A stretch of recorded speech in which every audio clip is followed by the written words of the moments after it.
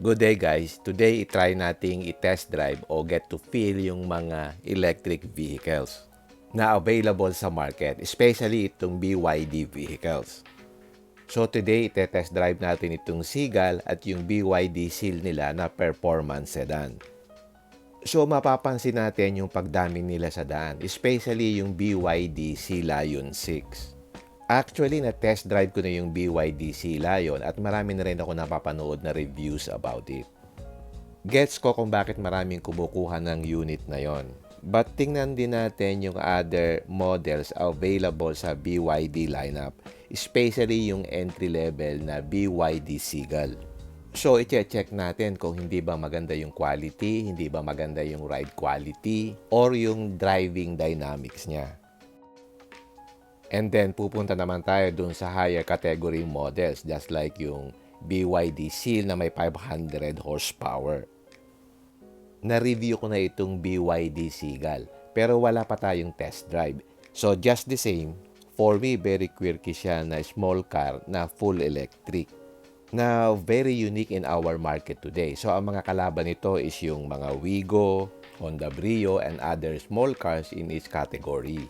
Doon natin siya i-compare talaga. Check natin yung NVH, yung driving dynamics, how responsive the electric motors are, and so much more. Pagdating sa interior niya, I think for 900,000, this is already good quality. Considering its price, may mga soft touch materials naman siya, unlike its main competitor, just like yung Wigo, na puro plastic yung interior.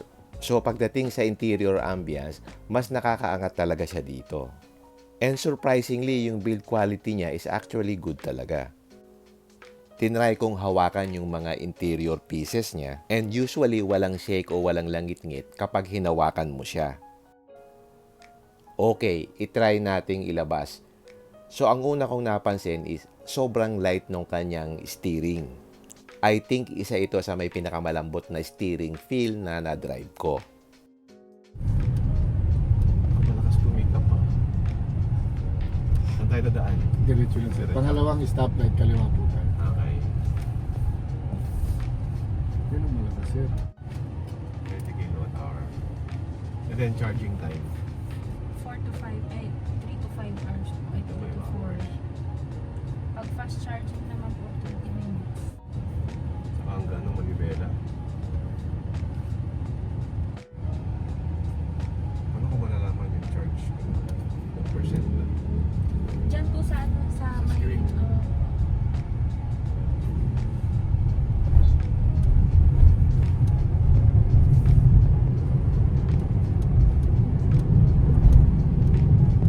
Lakas talaga pag electric.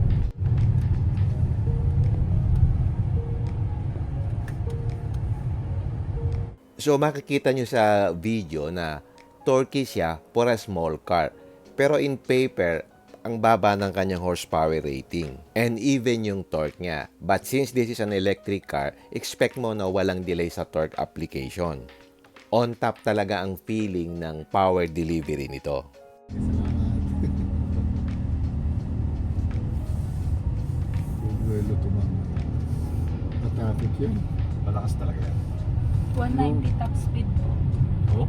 Pero Opo. sir, kung sa Ang na-appreciate ko dito is nalampasan niya yung expectation ko sa ganitong segment ng sasakyan.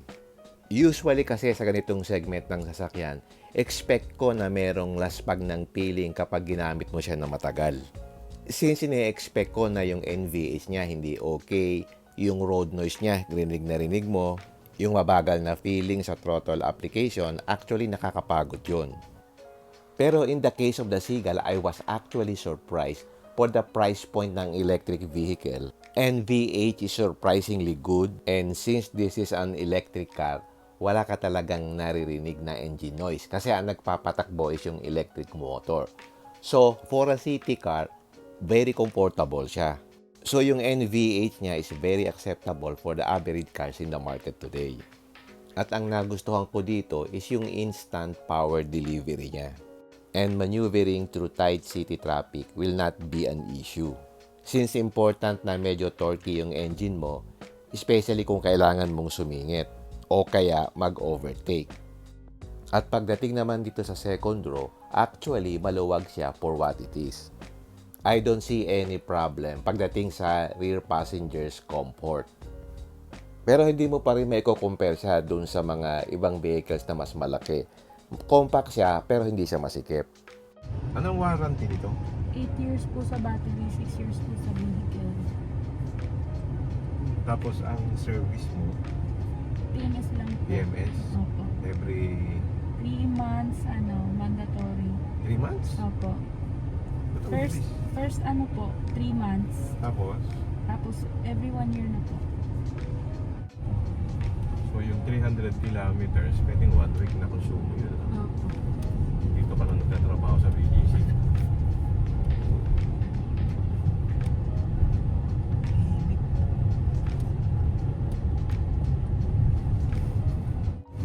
Isang variant lang ito, no? Opo. Isa lang.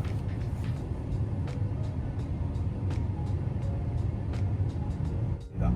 Ako dyan sa Rizal Drive po.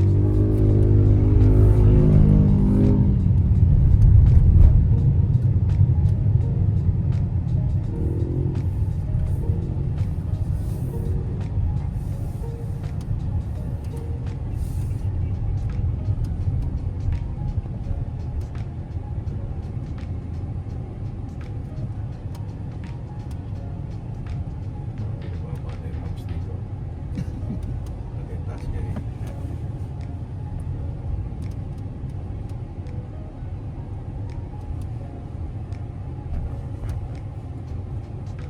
Pagdating sa suspension, hindi siya so soft, hindi naman siya sobrang tagtag, nasa gitna lang. Isa pang napansin ko is yung agility ng vehicle, since torque nga yung power plant niya.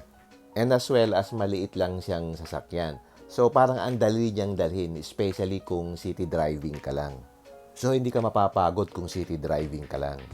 Ang na-feel ko dito is yung parang sobrang gaan niya. And since maliit na nga yung sasakyan tapos electric car pa, parang ang dali niyang dalahin. So, very suitable to especially sa mga lady drivers na naghahanap ng small compact car o second car na magagamit nila in their work in the metro. Okay, yun lang, simpleng test drive.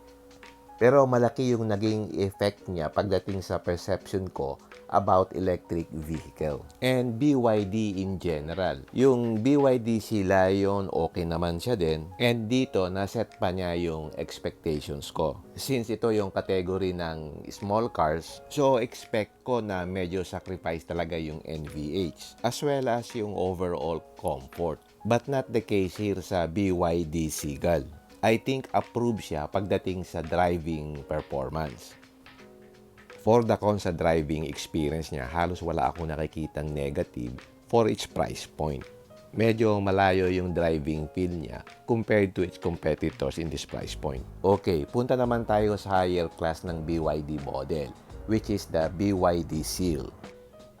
This BYD Seal is a performance sedan from BYD with 523 horsepower.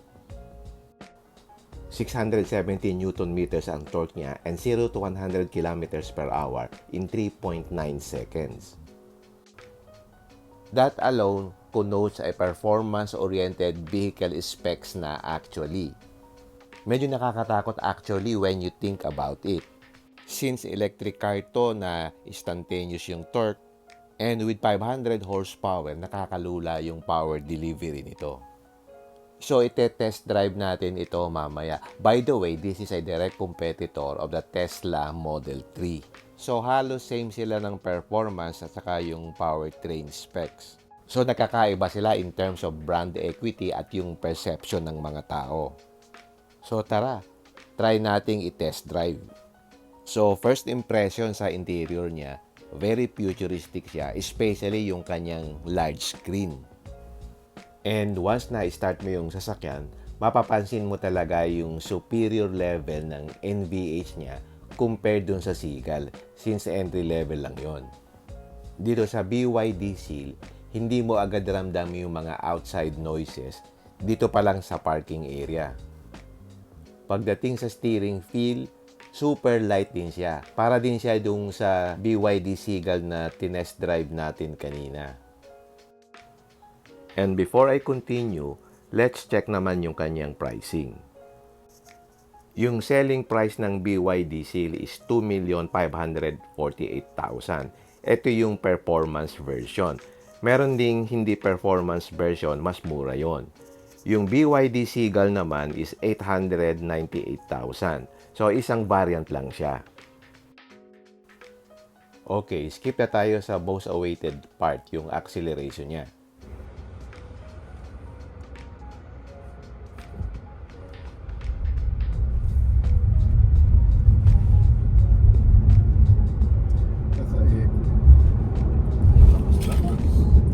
Naka-eco pa. So, doon naka-eco mode pa tayo, hindi ko pa pinipigan masyado yung gas pedal. Let's say, nasa 30% pa lang yon. Pero dito, ramdam ko na talaga yung lakas ng power ng electric motors niya. Try naman natin yung sports mode. So, isi-shift ko sa sports mode at check natin yung power niya. By the way, yung suspension niya, very soft din. So, very comfortable siya na sedan at yung NVH level niya is really very good. So, ngayon, naka-sports mode na tayo, try natin yung acceleration kung ano yung difference.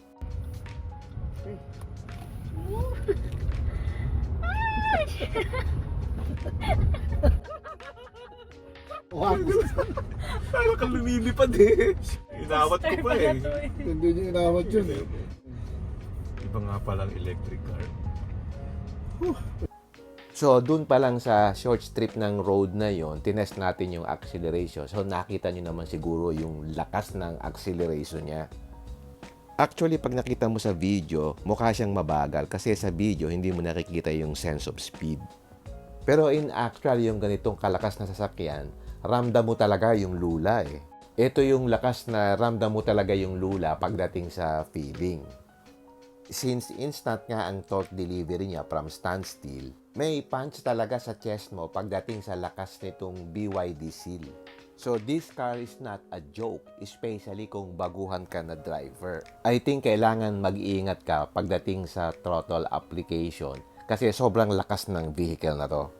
The good thing is all-wheel drive siya, so added safety na rin para hindi mag-slip. And one thing na noticed ko is yung lakas din ng brakes niya. Ini-expect ko nga na mahina yung brakes eh, pero sobrang lakas niya din. I think yung brakes was really designed to compensate for the power of this car. So, for safety reasons na rin. Sa mga hindi pa nakakaalam, comparing yung internal combustion engine at saka yung electric motor with the same horsepower rating, na let's say ganito nga, mga 500 plus horsepower, malakas talaga yung electric since from standstill, you get instantaneous power. Unlike dun sa mga ICE na kailangan mo pang hintayin na pumasok dun sa rev range para maramdaman mo agad yung power. Unlike dito sa electric vehicle, instantaneous talaga.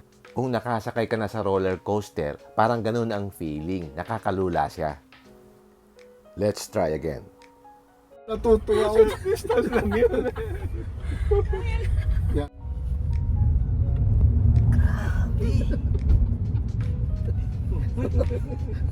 Nung traffic na yan, may maiksi pa.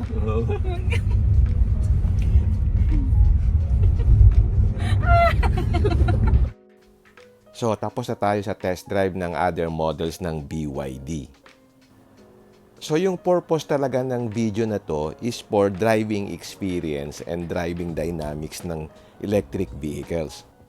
So, gusto kong tingnan yung performance on-road ng mga current electric vehicles here in the market. And one of the brands na sumisikat ngayon is itong BYD. So again, yung video na ito is para dun sa driving dynamics nung sasakyan. Hindi kasama dito yung brand equity, hindi rin kasama yung future after-sales service experience and other factors that leads to the decision of a car buyer. So ibang usapan na yon. And one thing lang na masasabi ko, pagdating sa performance and driving dynamics in general, I was very impressed with these electric vehicles. To be honest, nalagpasan pa niya yung expectations ko. Since sanay naman talaga ako sa mga ICE na sasakyan. I mean, hindi pa rin naman malalampasan yung pagka-rawness ng mga ICEs. But I think you can still have fun with electric vehicles. Plus, you get that efficiency pagdating sa expenses and lesser emissions na rin. So, it's a matter of preference pa rin kung magugustuhan nyo yung electric vehicles. Pero doon na tayo papunta. And if sanay ka sa mga internal combustion engines, mas maganda rin na i-test drive mo yung mga electric vehicles sa ating market today.